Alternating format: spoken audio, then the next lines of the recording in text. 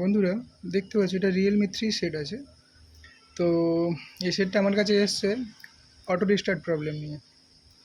তো সাধারণত auto restart problem হলে যে জিনিসগুলো চেক করা হয়, পাওয়ার সুইচটা ঠিক আছে কি না।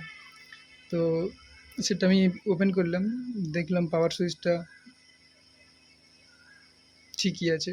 আমি পাওয়ার সুইচটা শর্ট থাকলে অনেক সময় প্রবলেম হয়। তো এটা বোর্ডটা এবার তুলে নিলাম, দিয়ে সুইচের সঙ্গে যাতে কানেকশান না থাকে অন করলাম, করার পরে দেখা যাচ্ছে সেম প্রবলেম হচ্ছে, অটো রিস্টার্ট।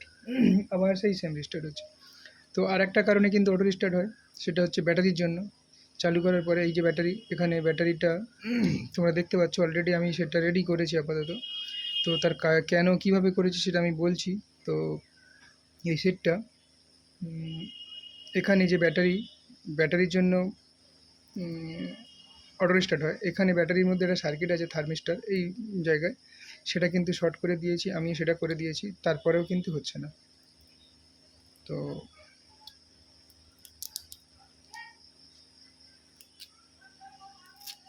এটা দেখাবো।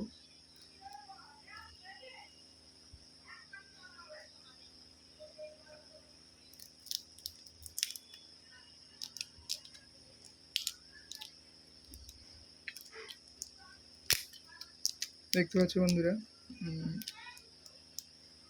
দেখো এখানে এই যে থার্মিস্টারটা আছে, আমি এখানে জাম্পারও কিন্তু করে দিয়েছি, তাতেও কিন্তু কোনো সমস্যার সমাধান হচ্ছে না। এই এবার জাম্পার করে দিয়েছি, তাতেও কিন্তু কোনো সমাধান হয়নি। তো তবুও অটো রিস্টার্ট হচ্ছিল। লাস্ট আমি শেষ একটা যেটা করলাম, এটাও তোমরা এই মেথডটা ট্রাই করতে পারো, যেহেতু রিকভারি মোড আসছে। তো রিকভারি মোডে সেটার কিন্তু রিকভারি মোড আসছে, যখন বাটনটা ভলিউম ডাউন এবং পাওয়ারটা চেপে আমি যখন করছি তখন রিকভারি মোড আসছে। তো চলো আমরা এটা সুইচটা অন করে ফেলি। রিকভারি মোড আসছে যখন, তখন লাস্ট মেথড আমি যেটা ট্রাই করলাম সফটওয়্যার করার আগে, একবার ট্রাই করা উচিত। তো যেহেতু আমি ভলিউম ডাউন এবং পাওয়ার এই দুটো সুইচ প্রেস করে রিকভারি মোড আসে ফরম্যাট ডেটা করে দিলাম। ফরম্যাট ডেটা করে দেওয়ার পরে তোমরা দেখতে পাচ্ছ অলরেডি সেটটা আমার হাতে রেডি হয়ে গেছে।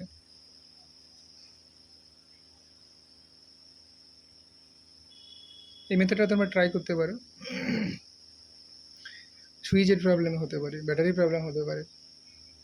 সফটওয়্যার করার আগে দেখতে পাচ্ছ বন্ধুরা চালু হয়ে গেছে।